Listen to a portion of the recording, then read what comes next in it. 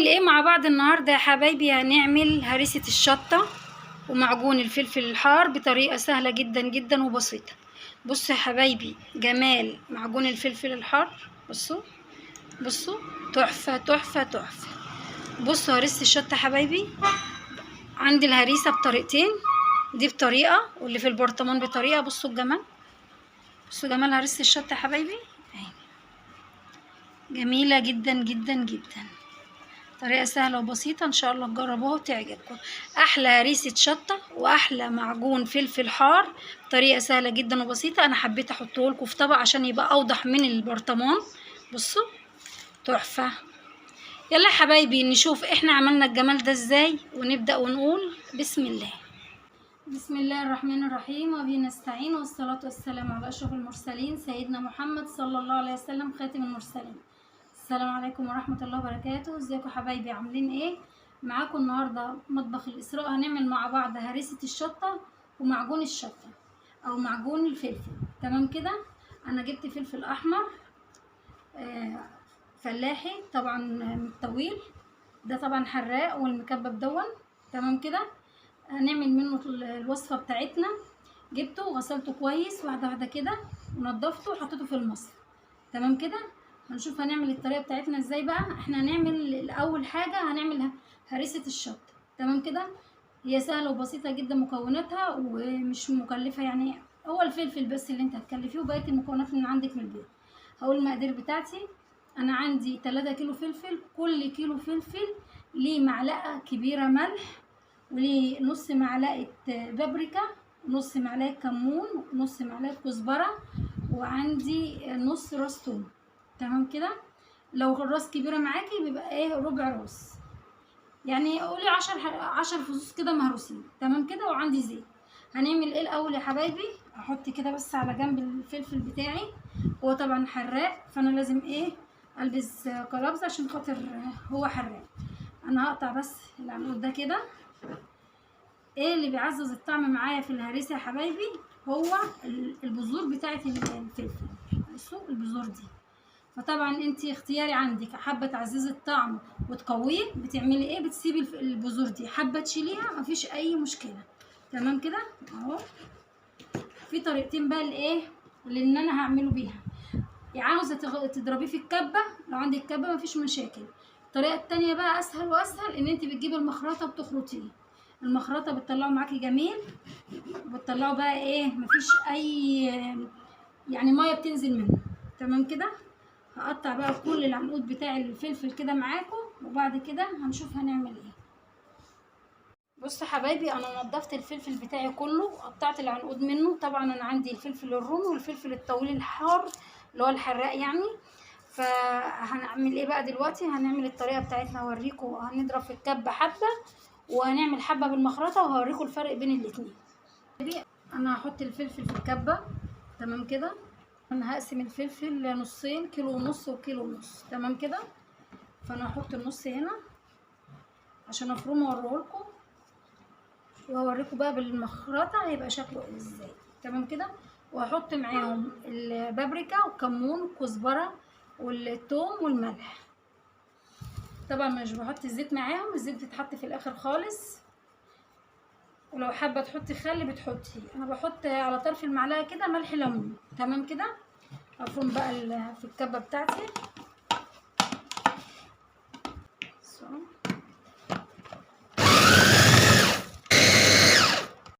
بصوا يا حبايبي الفلفل بتاعنا هنفضيه مع بعض بقى في البوله بتاعتي دي كده. بصوا بصوا،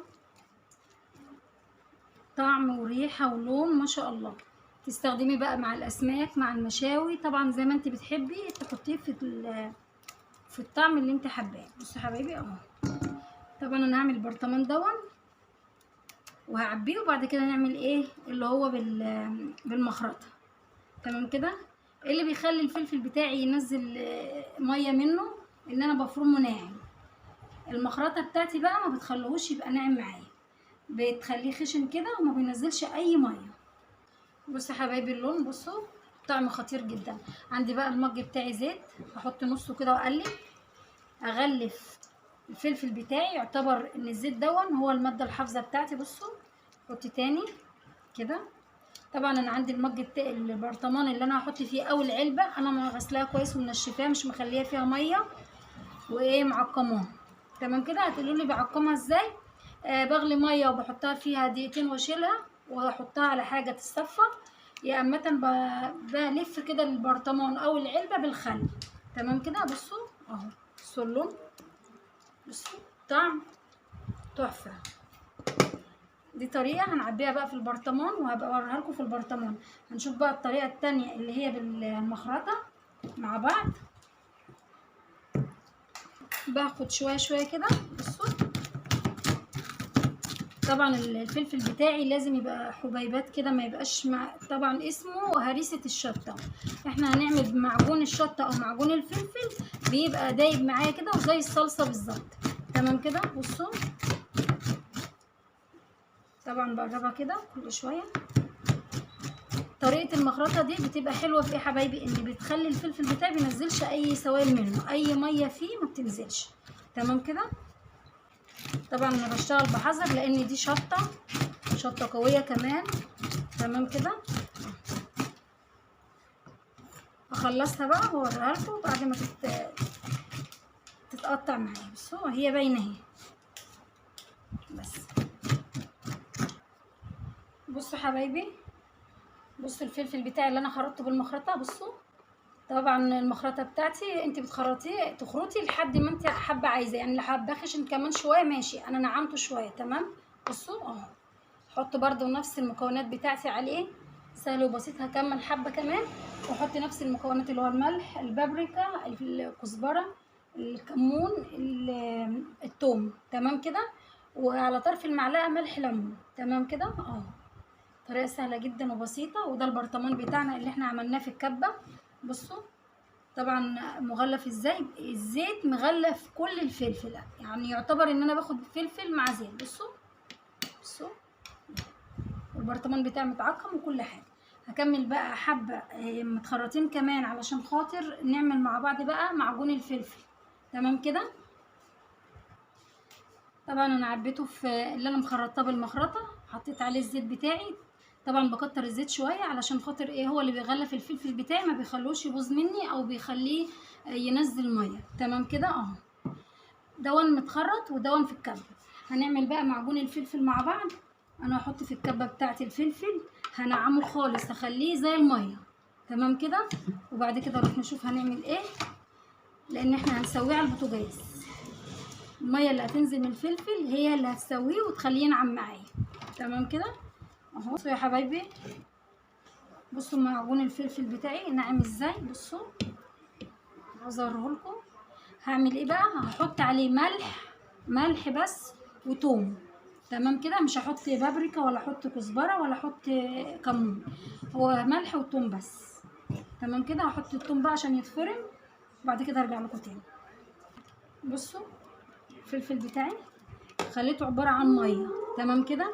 طبعا البذور والحاجات دي بعد ما اطبخ الفلفل على البوتاجاز، طبعا احنا نطبخه على البوتاجاز عشان يشرب كل الميه اللي نزلت منه ويديني لون حلو كده ويبقى ناعم معايا.